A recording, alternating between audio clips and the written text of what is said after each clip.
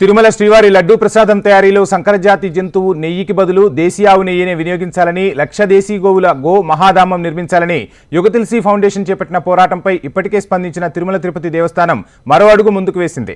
ఈ రోజు తిరుమలలో తిరుమల తిరుపతి దేవస్థాన జేఈఓతో ప్రత్యేక సమావేశం ఏర్పాటు కానుంది. ఈ సమావేశానికి హాజరు కావాల్సిందిగా యుగతులసి ఫౌండేషన్ చైర్మన్ శివకుమార్ను ఆహ్వానించారు.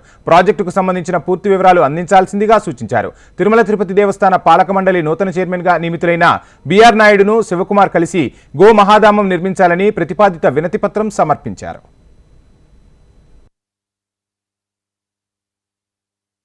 తిరుమల తిరుపతి దేవస్థాన ఆహ్వానంతో యుగతులసి ఫౌండేషన్ చైర్మన్ శివకుమార్ తిరుమల చేరుకున్నారు.